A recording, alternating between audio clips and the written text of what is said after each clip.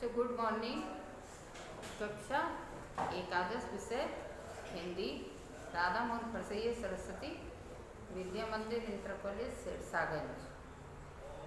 कल हमने आपको उद्धव प्रसंग के 6 सवैया पढ़ाए थे। आज हम 7वां शुरू करेंगे कि उदो यह सुधो सो संदेह कह दीजिए, जानत अनेक न विवेक ब्रजवारी हैं, कह रत्नाकर असीम राव रीत क्षमा, क्षमता कहाँ लो अपराध की हमारी है, दीजिए और ताजन सवे जो मन भावे पर कीजिए न दरस रस वंचित विचारी हैं, भली हैं बुरी हैं और सलज निर्लज हुए, जो कहो सो है परिचारिका तिहारी हैं। इसमें जो रत्नाकर जी हैं, रत्नाकर जी ने गोपियां उद्धव से कह रही हैं कि हमारे श्री कृष्ण जिस प्रकार के हैं उसी प्रकार के ही सही हैं। इसका वर्णन बड़े अच्छे ढंग से उन्होंने प्रस्तुत पद में किया है कि उदय सुदोष संदेश कह दीजिए कि जानत अनेक न विवेक ब्रजवारी हैं। गोपियां कह रही है उद्धव श्री कृष्ण से हमारा सीधा सा संदेश जाकर कह देना। क्या कह देना कि जानत अनेक न विवेक ब्रजवारी हैं, जो ब्रज की गोपिकाएं हैं ना, जो ब्रजवालाएं हैं, ये ज्यादा कुछ नहीं जानती हैं। ये छल कपट की जो बातें हैं उन बनावटी बातों को नहीं जानती हैं। और कह रत्नाकर असीम रीतो क्षमा, क्षमता कहाँ लो अपराध की हमारी है। रचनाकार कह रहे हैं कि वो कह रही हैं कि आपकी क्षमा करने की जो शक्ति है ना वह तो अपार है।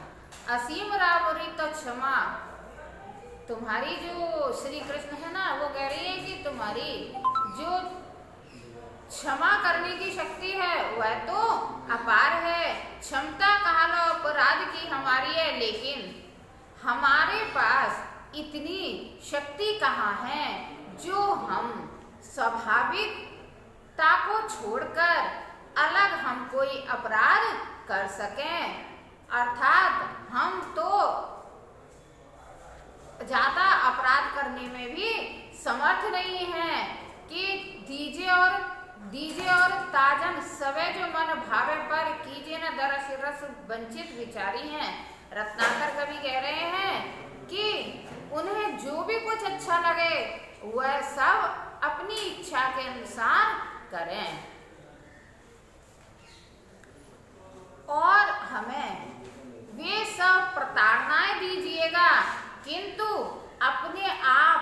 अपने दर्शनों से हमें वंचित मत कीजिएगा। अर्थात हमें अपने दर्शन जरूर दीजिएगा कि भली है बुरी है और सलज निर्लज हैं, जो कहें सो है परिचारिका तिहारी हैं।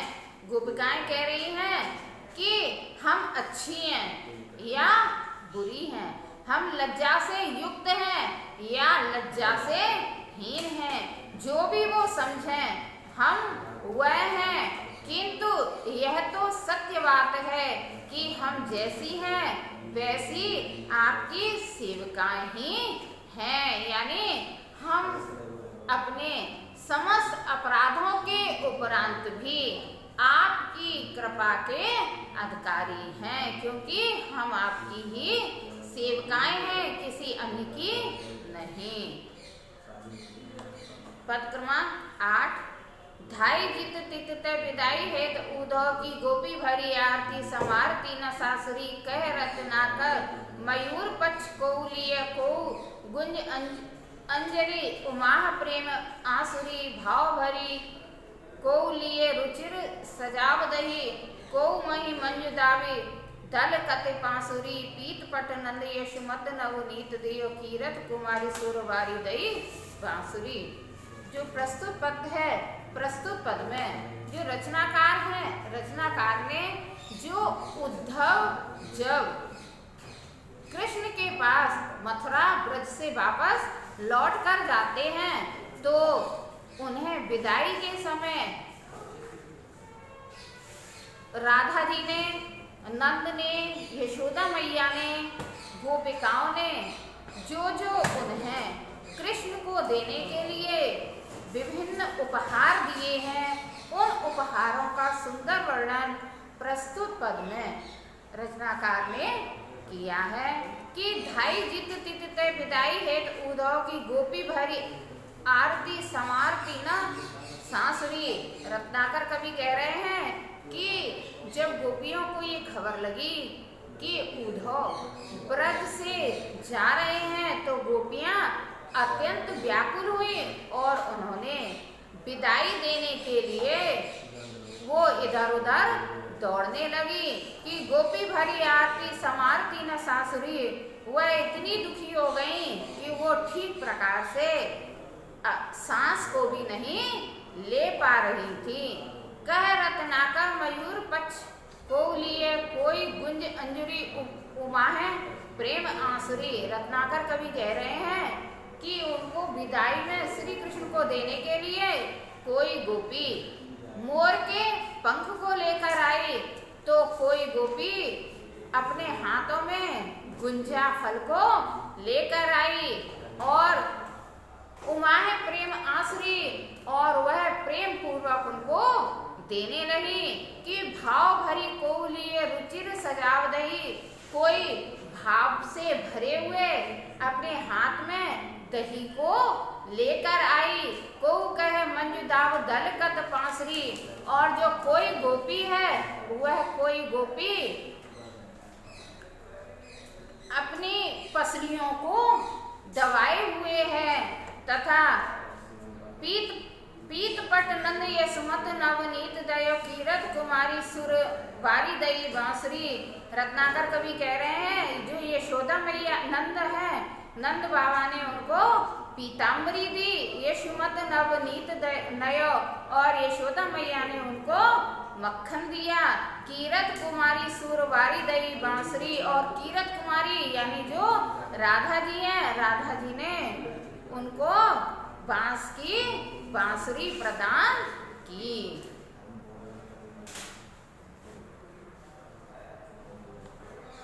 अगला पद बच्चों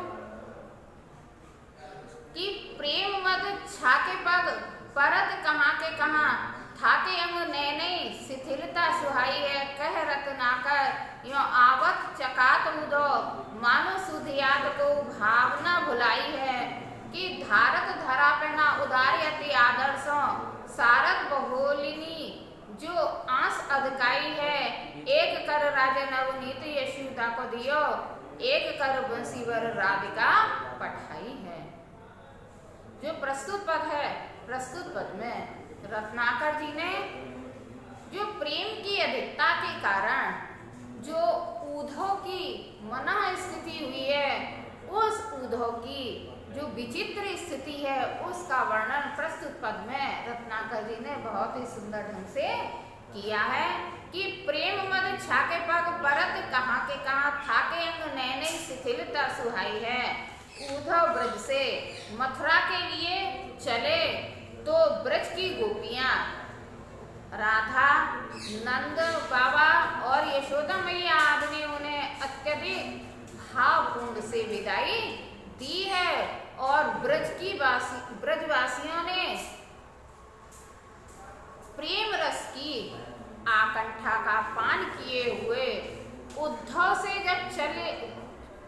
जब चलने लगे हैं तो उनके पैरों पर गिर पड़ी और उनके थाके अंग नैने शिथिलता सुहाई है और जो उनके शरीर के सारे अंग हैं वह थके हो गए और उनके जो नेत्र हैं उनके नेत्रों में शिथिलता सी दिखाई देने लगी, थकावट सी दिखाई देने लगी कि कह रत्नाकर यो आवत चकात उद्धव मानो सुध याद को भावना बुलाई है। रत्नाकर कवि कह रहे हैं कि उद्धव इस प्रकार चले आ रहे हैं मानो कोई भूली हुई बात को वो याद कर रहे हैं और धारत धरा पहना उदारी अति आदर्श सारत बहोलनी की आंस अध अधिकाई है। रत्नाकर कवि कह रहे हैं कि उनके एक हाथ में